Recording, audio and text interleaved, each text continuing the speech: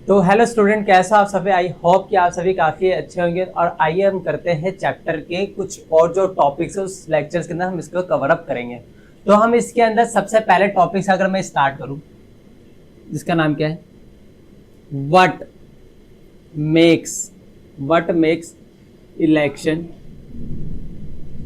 In India democratic. India democratic, ठीक है।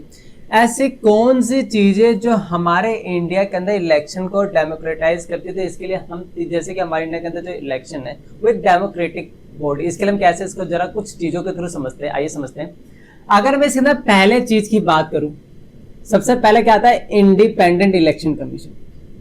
Independent election commission, ठीक है।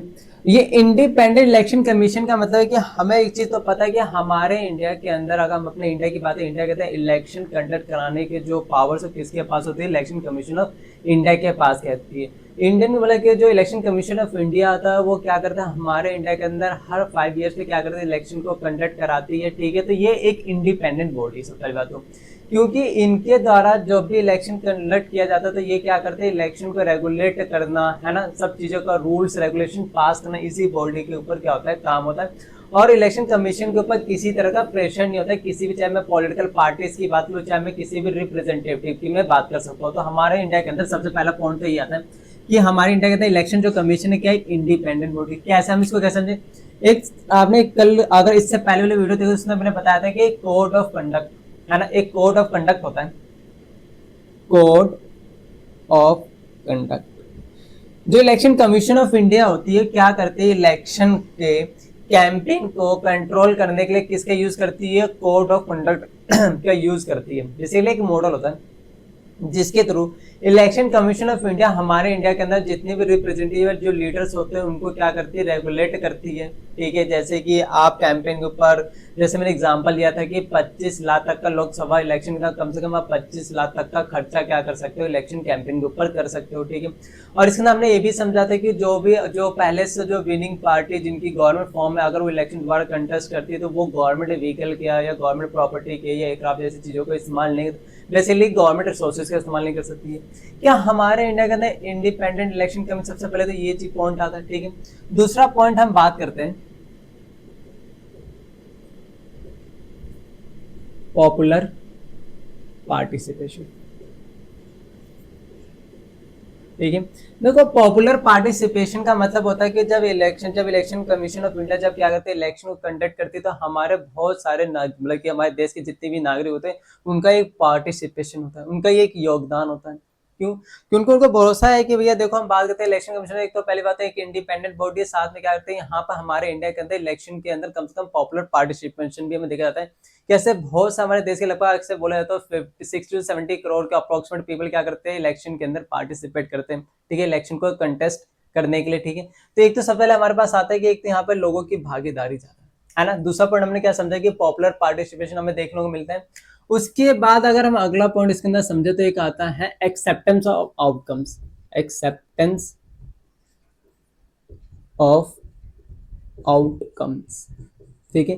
देखो, एक्सेप्टेंस और आउटकम्स का मतलब होता है जैसे कि इलेक्शन कंडक्ट हुआ, लोगों ने वोट किया, रिजल्ट आया, रिजल्ट आने के बाद लोग क्या करते हैं, उस रिजल्ट को एक्सेप्ट भी करते हैं कि हाँ।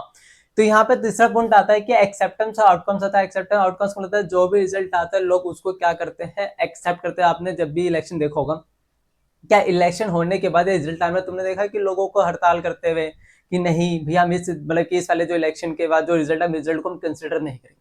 हाँ, पार्टियां करती है, इसमें कोई डाउट नहीं कि हाँ जो पार्टीज हार जाती है, जो रिप्रेजेंटेटिव वो करते हैं कि हमको कहीं ना कहीं डाउट होता है कि हाँ इलेक्शन कमीशन ने जो रिजल्ट उन्होंने डिक्लेयर किया उसमें हमें कहीं ना कहीं कुछ फॉल्ट है। लेकिन यहाँ पे हम जनता के पॉइंट ऑफ व्यू से बात करें कि यहाँ की जो जनता होती है, जो भी रिजल्ट है रिजल्ट को क्या करती है, एक्सेप्ट करती है। क्या लोग क्या इसके खिलाफ हो जाते हैं कि नहीं, हमने मतलब कि इनके द्वारा जो रिजल्ट डिक्लेयर किया गया है हम उसको एक्सेप्ट नहीं करेंगे। तो हम बेसिकली हम ये तीन पॉइंट के बेसिस से बोल सकते हैं कि जो हमारा इंडिया का जो मतलब कि इंडियन जो इलेक्शन है क्या है, डेमोक्रेटिक, जैसे कि इंडिपेंडेंट इलेक्शन कमीशन, पहला पॉइंट। दूसरा हमने देखा पॉपुलर पार्टिसिपेशन देखा, ठीक है। तीसरा पॉइंट हमने क्या देखा, एक्सेप्टेंस मतलब कि एक्सेप्टेंस ऑफ आउटकम्स की हमने बात की। ठीक है। और अगला टॉपिक आइए समझते हैं।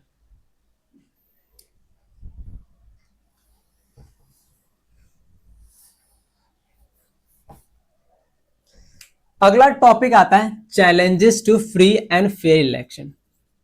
Challenges to free and fair election.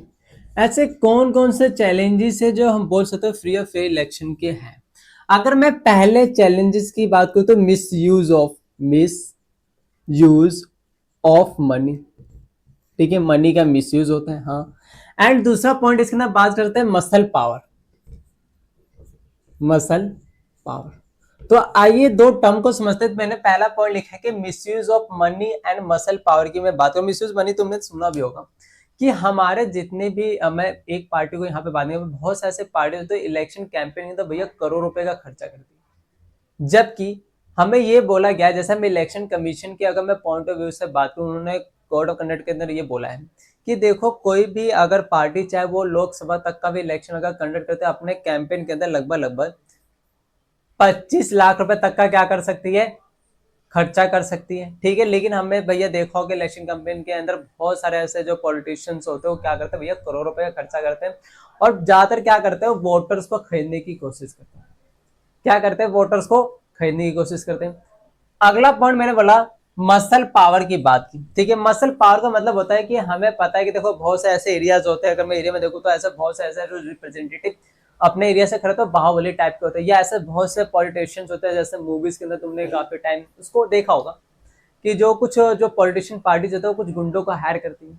गुंडों को भैया बोलती है, उनको डरा धमका कर उन वोटर्स को डराते हैं धमकाते हैं, या तो मान लो कोई उनके अपोजिशन में कोई पार्टी खड़ी हो जाए, ठीक है, तो उनको भी डराते धमकाते कि तो अपना तुम नाम मतलब कि जो इलेक्शन में तुमने एज अ रिप्रेजेंटेटिव ने लिखा उसको वापस ले लो, है ना। तो ऐसी चीजें हमें क्या दिखती है मसल पावर, मतलब muscle power basically Baahubali type की, है ना। बहुत से ऐसे पार्टीज तुमने देखा होगा कि वो क्या करते हैं लगभग कुछ गुंडे को हायर कर लेते हैं, है ना, और लोगों को डराते हैं धमकाते हैं, जैसे कि काफी टाइप मूवीज में तुमने एक चीज देखी होगी, है ना, वो पार्टीज को क्या करते हैं गुंडा हायर करते हैं, गुंडा जाता है पूरे गाँव को ज्यादा धमकाता है कि नहीं इन्हीं को वोट देना है ना। तो ये सब चीजें क्या होती है मसल पावर होती है। ठीक है, तो क्या ये पॉइंट क्लियर होता है। आइए अगला पॉइंट इसके अंदर समझते हैं, है ना। तो हमने एक तो समझा मिसयूज ऑफ मनी मसल की हमने बात की, उसके बाद आता है कास्ट एंड रिलीजन। कास्ट या मैं रिलीजन बेसिस पे बात कर लूं, है ना। एक तो हमने सोचा मिसयूज ऑफ मनी की बात की, एक तो मैंने मसल पावर की बात की, एक तो कास्ट, और मैं एक बात कर रहा हूं यहाँ पे caste religion and community based appeal करना एंड कम्युनिटी बेस्ड क्या करना, अपील करना। देखो कम्युनिटी बेस्ड अपील देखो तुमने काफी सारे मामले की सबसे बड़ी हमें लगता है कि चैलेंजेस है जिसके अंदर बहुत सारे ऐसे पॉलिटिशियन रिप्रेजेंटेटिव क्या करते हैं एक स्पेसिफिक कास्ट को या किसी कम्युनिटी ग्रुप को टारगेट करके क्या करते हैं वोट को लेने की कोशिश करते हैं, जो कि ये एक तरह से इलीगल एक्टिविटी बोल सकते हैं। ठीक है, ये इलीगल है ये, ठीक है। तो कुछ पार्टी ऐसे करती है जो कास्ट बेस्ड या रिलीजन बेस्ड या कम्युनिटी बेस्ड होकर क्या करते हैं लोगों से अपील करती है, वोट्स के लिए अपील करती है ना, जैसे कि हम देख सकते हैं ऐसे सेंटेंस। अगला इसके अंदर अगर हम पॉइंट समझे, कौन समझे, अगला था बाइंग वोट, बाइंग वोट्स, है ना, वोट्स खरीदते हैं, votes and unfair practices, unfair practices. देखो अनफेयर, देखो पहले बात तो बाइंग वोट्स का मतलब क्या होता है वोट्स को खरीदना, ठीक है ना। मूवी दिखाते हैं कि भैया एक क्वार्टर देके चिकन का इलेक्ट्रिसिटी के हम क्या करते हैं वोट को हम ले लेते हैं, है ना। तो ऐसे हम क्या करते हैं पैसे दे के भी हम क्या करते हैं वोटर्स को हम खरीद लेते हैं कि देखो भैया 2,000 रुपये या 5,000 पकड़ो हमें वोट देना है, ठीक है, जो इलेक्शन आने वाला है। तो ऐसी सारी चीजें होती है, इसको हम क्या बोलते हैं, ये सबसे सारा चैलेंज हमें देखने को मिलता है ना। अब इसके बाद बात करते देखो यार बाइंग वर्सन से मैं ये नहीं बोल सकता कि सिर्फ फ्री में चीजें, देखो पैसे देके खरीदना बाइंग का मतलब ये भी नहीं होता कि सिर्फ पैसे देके ही सिर्फ वोट को खिला। आजकल तो बहुत सारे ऐसे टेक्निक्स यूज करती है पार्टी जिसमें हम बोलते हैं एक इनडायरेक्ट वे, एक इनडायरेक्ट वे में क्या करती है वोट्स को खरीदने की कोशिश करती है। वो हम मनी के टर्म में हम उसको डिस्क्राइब नहीं कर सकते, जैसे कि फ्री में चीजों को देकर भी समटाइम्स ऐसा आजकल चल रहा है कि डिफरेंट टेक्निक्स भी यूज करती है बहुत सी ऐसी पार्टियां होती है। क्लियर हुआ।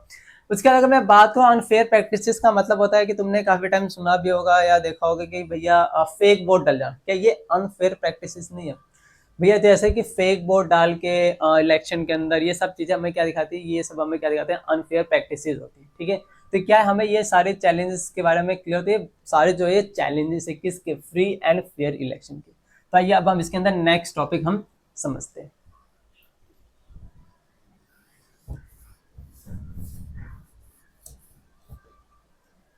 तो आइए इस चैप्टर के अंदर देखो, हमारे चैप्टर का नाम था इलेक्टोरल पॉलिटिक्स, जहाँ पे हमने कहने के इलेक्शन के बारे में बात किया, और हमें एक चीज पता है कि हमारे इंडिया के अंदर इलेक्शन कंडक्ट कराने की जो पावर है किसके पास है, इलेक्शन कमीशन ऑफ इंडिया के बारे में। तो आइए इस चैप्टर मतलब कि इसी वीडियोज के अंदर थोड़ी बात जो थोड़ी बहुत मोस्ट इन्फॉर्मेशन में है वो थोड़ा बहुत जान लेते हैं इलेक्शन कमीशन ऑफ इंडिया के। इलेक्शन कमीशन ऑफ इंडिया है क्या, आइए समझते हैं।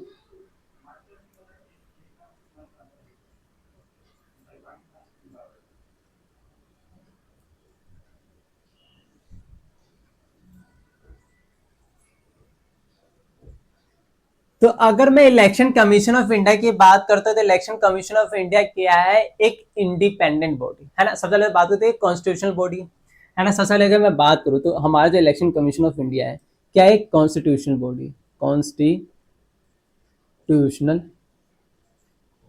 बॉडी। अच्छा ठीक है, ये किस आर्टिकल के अंदर में, अंडर, अगर बात करूं मैं अंडर आर्टिकल 324 ऑफ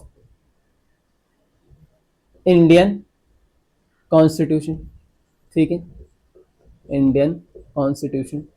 देखो पहले बात तो समझते हैं कि कॉन्स्टिट्यूशनल बॉडी का मतलब क्या होता है, कि इलेक्शन कमीशन ऑफ जो बॉडी है इसको ना हमने कॉन्स्टिट्यूशन के अंदर स्टेब्लिश करके, स्टेब्लिश करने का मतलब है कि इस बॉडी को रेगुलेट करने की सारी पावर, ये इनके पास ऐसे क्या पावर से इनको रेगुलेट करें, तो सब चीजें कहाँ बताई गई है, हमारे इनके फ्रेमवर्क की में बात करें, इनके वर्क कैसे होंगे, सब चीजें हमें कॉन्स्टिट्यूशन के अंदर लिखा गया, इसलिए हम इसको क्या बोलते हैं, इलेक्शन कमीशन ऑफ इंडिया एक हमारे कंट्री के अंदर एक कॉन्स्टिट्यूशनल बॉडीज है। अगर मैं इनके पावर्स, इनके सब चीजों के बारे में बात करूं, इनके पावर्स क्या है, फंक्शंस क्या है ना, ये बॉडीज के अंदर अगर मैं बात करता हूँ कि इलेक्शन कमीशन के जो चीफ होते हैं वो इलेक्ट कैसे होता है, सारी बातें मैं कहाँ लिखी गई है, हमें article 324 of the Indian constitution के अंदर बात लिखी गई, ठीक है, ये बात क्लियर होती है। और इलेक्शन कमीशन ऑफ इंडिया क्या है, एक इंडिपेंडेंट बॉडी भी क्या है, एक इंडिपेंडेंट बॉडी है ना, इंडिपेंडेंट बॉडी है, जिनका काम क्या है, दैट कंडक्ट्स इलेक्शन, जो क्या कंडक्ट करती है, दैट कंडक्ट इलेक्शन, जो इलेक्शन को क्या करती है हमारे इंडिया के अंदर, कंडक्ट कराती है। हाँ ये भी हमें पता है, ठीक है।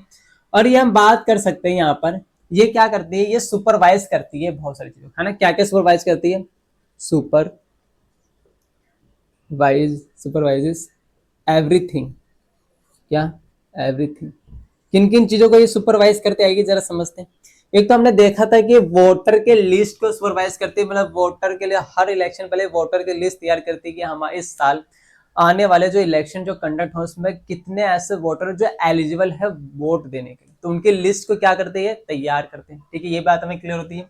और लिस्ट में ये भी दिखा था कि ऐसे कौन से, जैसे कि मान लो जैसे कि दिल्ली के अंदर या बाकी में स्टेट के अंदर अगर इलेक्शन कंडक्ट होता है, ऐसे कितने पीपल्स हैं जो यहाँ से छोड़कर जो दूसरे और स्टेट में चले गए, तो सारे लिस्ट को मैनेज करना किसका काम होता है, ये काम होता है हमारे कंट्री का इलेक्शन कमीशन ऑफ इंडिया का, है ना। तो ये बोल सकते हैं वोटर के लिस्ट को मैनेज करती है, वोटर लिस्ट को, है ना। उसके बाद हमने देखा था कि ये हमारे इंडिया के अंदर कैंपेन के रूल्स को भी क्या करती है, ये सुपरवाइज करती है, कैंपेन रूल को भी क्या करती है, सुपरवाइज करती है। उसके अलावा अगर हम और चीजें समझे तो इसके अंदर हमने क्या देखा था कि भैया ये पोलिंग को भी क्या करती है, मैनेज करती है, ठीक है, ये सुपरवाइज करती है, एंड रिजल्ट को भी क्या करती है, सुपरवाइज करती है। तो ये कुछ ऐसी चीजें जहां पर हमारे इलेक्शन कमीशन ऑफ इंडिया क्या करती है, इनको सुपरवाइज करती है, क्या करते हैं, इनको सुपरवाइज करती है। अगर मैं और चीजें बात करूं इलेक्शन कमीशन ऑफ इंडिया के बारे में, तो ये क्या है, ये जो इलेक्शन कमीशन ऑफ इंडिया ने एक मॉडल का यूज करती है, यूज मॉडल। कौन से मॉडल का यूज करती है जरा समझते हैं, उसको हम बोलते हैं कोड ऑफ कंडक्ट। क्या बोलते हैं, code of conduct, code of conduct. Code of conduct basically क्या होता है, एक रूल्स होता है, रेगुलेशन होता है, जो basically election commission of India द्वारा पार्टीज के ऊपर इम्पोज किया जाता है। अगर कोई भी पर्सन उस रूल से रेगुलेशन को वायलेट करता है तो ये हमारे इलेक्शन कमीशन ऑफ इंडिया की पावर्स होती है कि उस पार्टी को क्या कर सकती है, इस पार्टी को रिप्रेजेंटेटिव को खारिज कर सकती है, उनके फॉर्म को जो फॉर्म फिलअप करते हैं, है ना, क्या करते हैं वो एक तरह का फॉर्म फिलअप करते हैं, फॉर्म को भी क्या कर सकती है वो कैंसिल कर दिया, अगर वो उस रूल्स और रेगुलेशन को क्या करते हैं वायलेट करते हैं। क्लियर हुआ है बात। तो ये कोड ऑफ कंडक्ट के थ्रू क्या चीजें करते हैं, टू इंश्योर क्या चीजें इंश्योर करते हैं, to ensure free and fair election, free and fair election ensure करते हैं। ठीक है, कि ये सारी बातें यहाँ पे क्लियर होती है ना। अगर मैं इलेक्शन कमीशन ऑफ इंडिया के बारे में कुछ और बातें मैं करूँ, ठीक है, कुछ और बातें मैं करूं, तो इलेक्शन कमीशन ऑफ इंडिया के अंदर जो चीफ होता है वो किन के द्वारा अपॉइंट किया जाता है, appoint by the president of India. वो पावर सिर्फ किसके पास हो, वो पावर सिर्फ प्रेसिडेंट ऑफ इंडिया के पास है, मतलब कि इनके मतलब कि चीफ को इलेक्ट करने का। ठीक है, तो अपॉइंट बाय द किसके द्वारा होता है, appointed by president of India. ठीक है, प्रेसिडेंट ऑफ इंडिया। तो हमने काफी सारी चीजें समझी यहाँ पे इलेक्शन कमीशन ऑफ इंडिया के बारे में। ठीक है, तो हमें इस चीज समझ आती है कि हमें इलेक्शन कमीशन इंडिया क्यों इतना ज्यादा इंपॉर्टेंट, खासकर इनका इंडिपेंडेंट रहना, क्या रहना, इनका इंडिपेंडेंट, ये इंडिपेंडेंट रहेंगे तभी जाकर फ्री एंड फेयर इलेक्शन की हम बात कर सकते हैं अपने कंट्री के अंदर। ठीक है, तो हमने इस चैप्टर के अंदर बहुत सारी चीजों को आज हमने डिस्कस कर लिया। ठीक है, तो आई होपफुली आपको ये वीडियो काफी अच्छी लगी होगी। अगर आपको इस वीडियो या इस लेक्चर के अंदर किसी भी टॉपिक के अंदर कोई डाउट होता तो आप उसको क्या कर सकते हो, कमेंट बॉक्स के अंदर मैसेज ड्रॉप कर सकते हो हम। And thank you.